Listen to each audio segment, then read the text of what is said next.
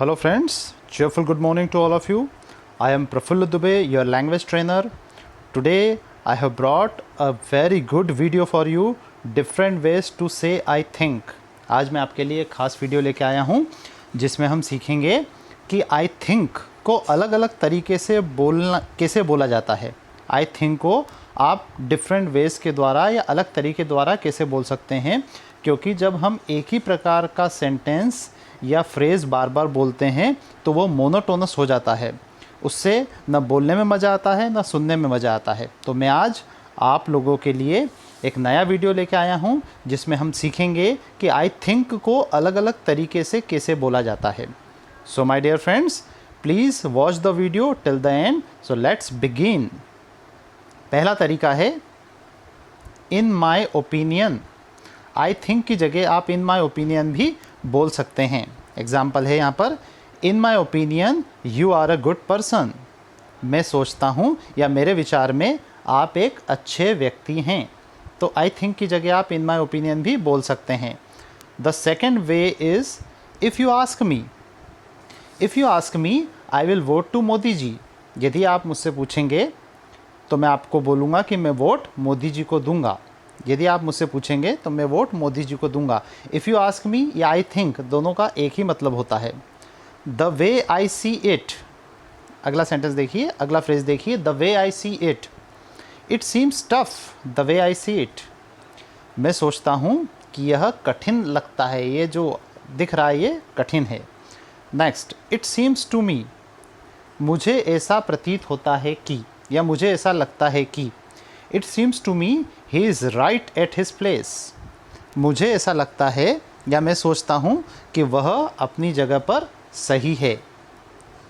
The next way is as far as I can see your victory is confirmed.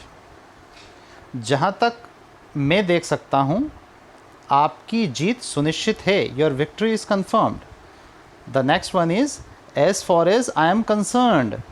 As far as I am concerned your honesty is your strength. जहाँ तक मेरा विचार है आपकी ईमानदारी ही आपकी शक्ति है, या योर स्ट्रेंथ आपकी स्ट्रेंथ है।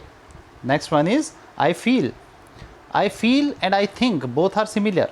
आई feel his problems are genuine. मैं महसूस करता हूँ या सोचता हूँ कि उसकी समस्याएं वास्तविक है। I honestly believe that. इस फ्रेज़ का यूज़ भी आप कर सकते हैं आई थिंक की जगह।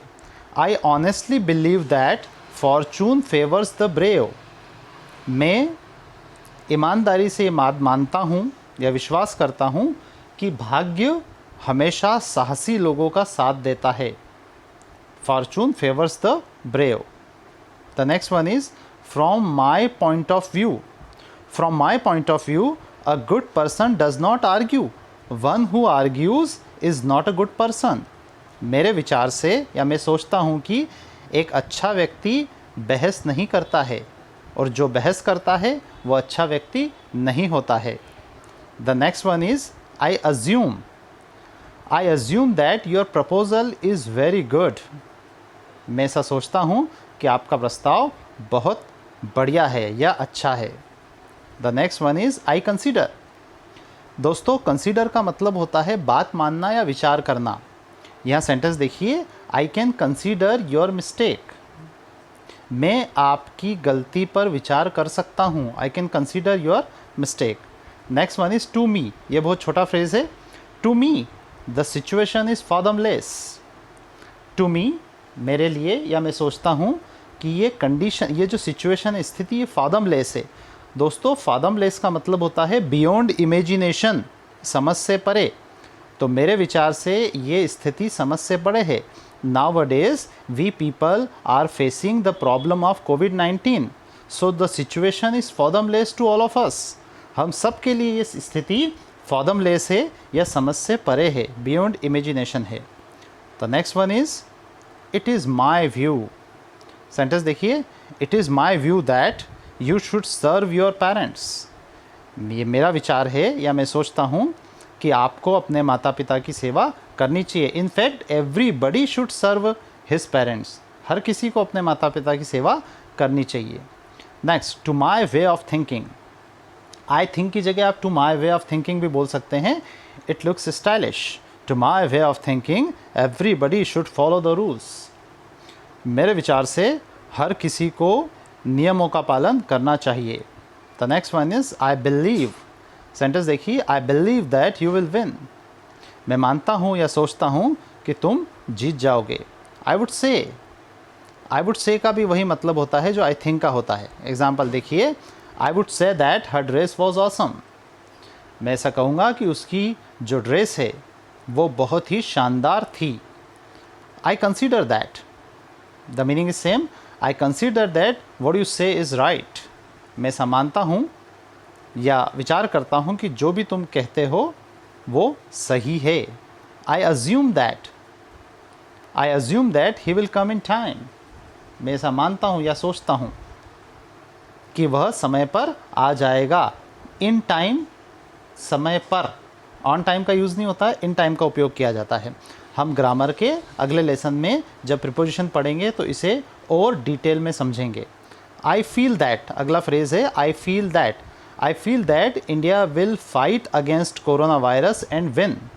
मैं ऐसा सोचता हूँ या महसूस करता हूँ कि भारत कोरोना वायरस के अगेंस्ट या इसके विरुद्ध लड़ेगा और जीतेगा भी. If you wonder my opinion, ये भी एक फ्रेज़ है, आई थिंक की जगह यूज़ कर सकते हैं आप. If you wonder my opinion you will make the same mistake. यदि आप मेरा ओपिनियन मांगे या मेरी सोच मांगे तो मैं ऐसा सोचता हूँ कि आप वही गलती करेंगे. Okay, so guys, you have seen and listen all the phrases at the place of I think. तो आई थिंक की जगह आपने बाकी जितने भी फ्रेजेस यूज़ हो सकते हैं वो आपने सुने और देखे एग्जाम्पल के साथ. मुझे विश्वास है कि आप इनका यूज़ करेंगे अपने कन्वर्सेशन में और अपनी कम्युनिकेशन स्किल को ज़्यादा स्ट्रॉन्ग बनाएंगे. देखिए दोस्तों, मैं लगातार वीडियोस आपके लिए बना रहा हूं और मुझे इसमें आपके सपोर्ट की आवश्यकता है. I need encouragement from you people. So please watch, like, share and subscribe DEC by Praphull Dubey YouTube channel. इसके अलावा हम लोग इस लॉकडाउन में ऑनलाइन क्लासेस भी स्पोकन इंग्लिश और कम्युनिकेशन स्किल के लिए चला रहे हैं. अगर आप में से कोई स्पोकन इंग्लिश के लिए कोई क्लास ज्वाइन करना चाहता है, 30 डेज़ कोर्स ड्यूरेशन है और फ़ी भी मात्र 750 रुपये है, 750 रुपये है. अगर आप कोई ज्वाइन करना चाहे तो नीचे व्हाट्सअप नंबर दिया हुआ है, contact for online spoken English classes. WhatsApp number is 9827317912. So if you are interested you can contact me on WhatsApp and you can join online classes.